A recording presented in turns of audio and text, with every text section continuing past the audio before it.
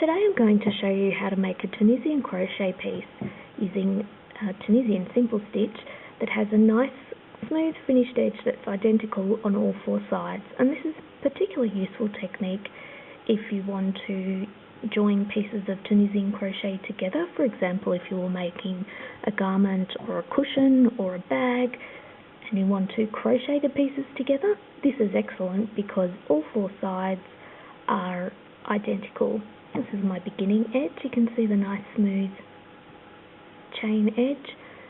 My dominant hand side, exactly the same smooth chain edge. My non-dominant hand side, exactly the same smooth chain edge. And my cast off side, exactly the same smooth chain edge. It's also great if you want to put a crochet edging on your piece, for example a blanket or a washcloth, because you'll have a nice even stitch to do your edging in on all four sides, and it's equal and even on all four sides.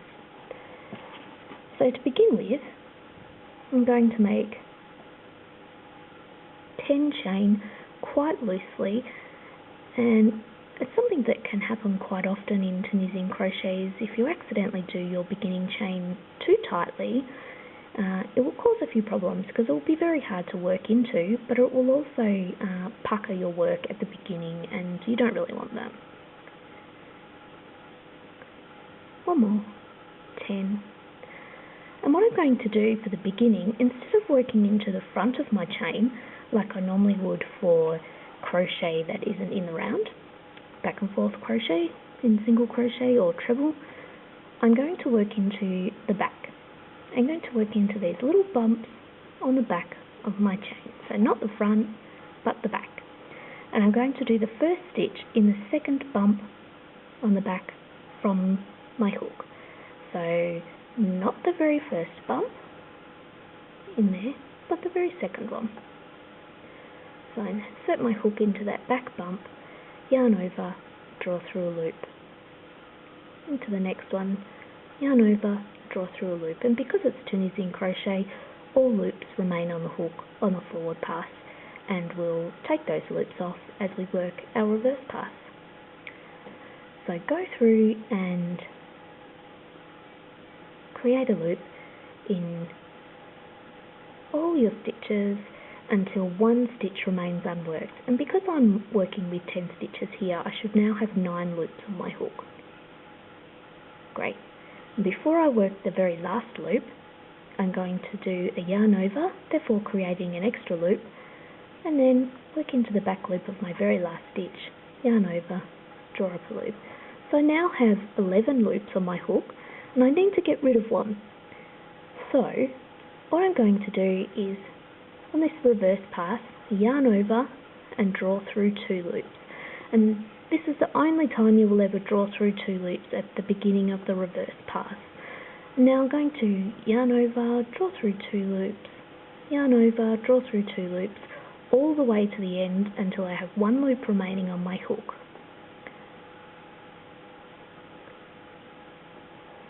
Almost there.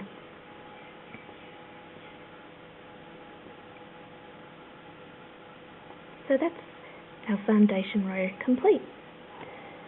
I'm going to make the next row. I'll insert my hook under not under the very first vertical bar, which is this one here, but the next one along.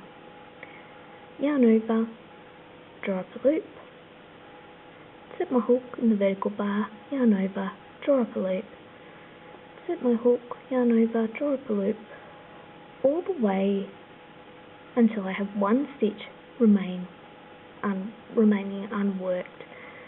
And I'll show you what will happen at the very end there. Now I'm at my very last stitch. And what I'm going to do is insert my hook into the very last vertical bar, but also the extra loop on the back here. You'll see what I mean in a moment. So insert my hook through the vertical bar and the back loop, and now I have 2 bars of yarn on my hook. I'll yarn over, draw up a loop. And that is my forward pass complete. And you'll see what happens as you work. You're creating this nice chain edge along your non-dominant hand side. So yarn over, and now on this row I'm only going to draw through 1 loop. at the beginning of the reverse pass. Yarn over through 2 loops, yarn over through 2 loops, all the way to the end until I have 1 stitch remaining on my hook.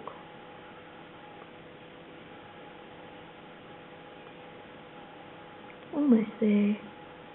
Trying to go nice and slowly so that you can see what's happening. So now I'll work one more forward pass, insert my hook under the next vertical bar, yarn over, draw up a loop, all the way to the end until the last stitch, where I'm going to work the very last stitch in the forward pass through both the end loops. And that's how I refer to it in my Tunisian crochet patterns as well, through both end loops. So through the vertical bar and this loop on the back. So insert my hook in there. See how I've got 2 bars of yarn on the hook? Yarn over, draw it through. My forward pass is now complete. I'll start my reverse pass. That's yarn over through 1 loop only, yarn over through 2 loops, yarn over through 2 loops, yarn over through 2 loops, yarn over through 2 loops, all the way to the end until I have 1 loop remaining on my hook.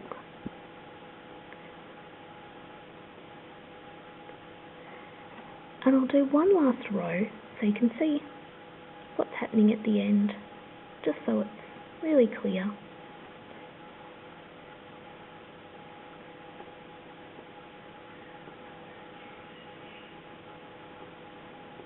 I don't know if I mentioned it earlier, but I'm using a Knit Pro Symphony interchangeable Tunisian crochet hook, and it's a 5mm hook, and I'm using DK or 8-ply yarn. And I've got my last stitch remaining. I'm going to put my hook through the last vertical bar and that stitch on the back, creating my nice chain edge, yarn over, draw through. That's my forward pass complete. Now I will do my reverse pass. So that's yarn over, draw through 1 loop only, yarn over through 2 loops, yarn over through 2 loops, yarn over through 2 loops, all the way to the end. Then I'm going to show you how to cast off so that we get the same smooth edge on the final side as well. So the cast off method I'm going to show you is the double crochet cast off method. There's various methods you can use. This is just the one I'm using today. So I've inserted my hook into the next vertical bar, yarn over, draw through a loop, and yarn over, draw through both loops. Set my hook into the next vertical bar, yarn over, draw through a loop, yarn over, draw through both loops. I'm going to do this all the way to the end until my very last stitch remains unworked.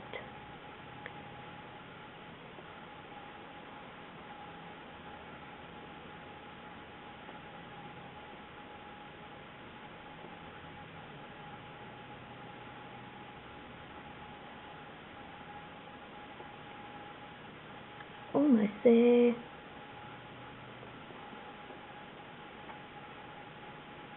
Now my very last stitch unworked at this point. I'm going to put it through the very last vertical bar and that loop at the back, just like at the end of all our other rows. Yarn over, draw it through, yarn over, through both loops. And that's complete now.